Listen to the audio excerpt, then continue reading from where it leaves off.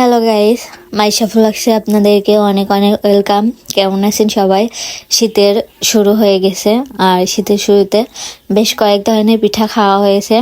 আজকে তেমনই এক ধরনের পিঠা তৈরি করছি, নারকেলের পিঠা। তো সেজন্য পানি গরম করে আমার মা পুর বানিয়ে নিয়েছে। পুর বলতে মানে আটার খামির করে নিয়েছে, আর নারকেলটাও চিনি দিয়ে একটু জ্বালিয়ে নিয়েছে। আমি 1 কাপ চাও করে নিয়েছি। হালকা হালকা রোদ, যেহেতু শীতের সকাল, চা খেতে ভালোই লাগবে। আর এখানে বাঁশের চোচালি নিয়েছি, এটাকে আমরা বাঁশের চোচালি বলি। আর এখন এই যে আটার খামির থেকে পিড়ি এবং বেলুনের সাহায্যে আমার মা এটা বেলে নিয়েছে। তো তারপরে একটা আন্দাজ মতো নারকেলের পুর দিয়ে পরে বাঁশের চোচালি দিয়ে কেটে নিয়েছে, আর এভাবে পিঠাটা তৈরি করছে। তো এটাকে আমরা পুলি পিঠা বলি আমাদের অঞ্চলে। এই পিঠাকে পুলি পিঠাই বলে। তো এই পিঠা আপনারা অনেকভাবে বানাতে পারেন। আমরা নারকেলের পুর দিয়ে করেছি, অনেকেই আছে হালুয়া, তারপর তিল দিয়ে তৈরি করে, তারপরে কালাইয়ের ডাউল দিয়েও তৈরি করা যায়, সেটাকে ঝাল পিঠা বলে। অনেকেই মাংসের পুর দিয়ে তৈরি করে। তো এইভাবে হাতের সাহায্যে একটু নকশা তৈরি করে নিচ্ছে।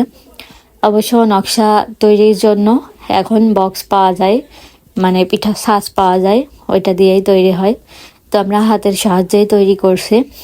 তো এই পিঠাটা 2 ধরনের আজকে করা হবে। একটা তেলের উপর দিয়ে ভাজা হবে, আর আরেকটা সেদ্ধ করা হবে। তো এই পিঠাটা আমার একটু পছন্দ, খুব বেশি না। পিঠা আমার তেমন একটা ভালো লাগে না কোনো পিঠাই, তারপরেও যেহেতু খাইতে হয় তাই জন্য খাওয়া।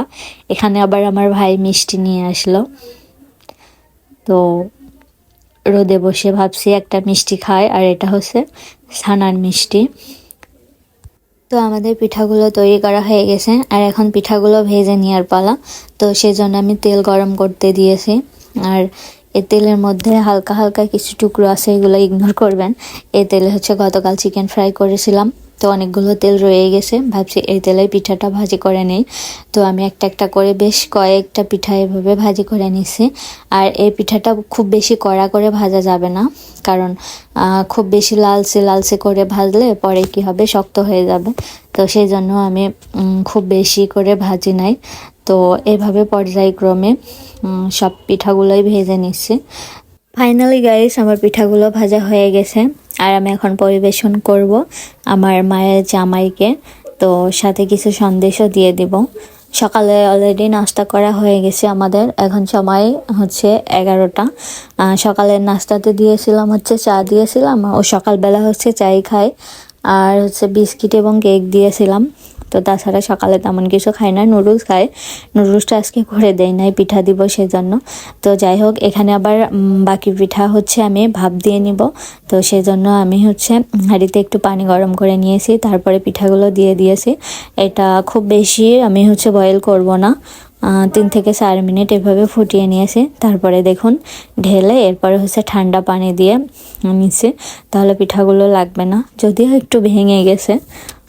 তো যাই হোক, পিঠাগুলো আমার 2 ধরনের পিঠাই তৈরি করা হয়ে গেছে।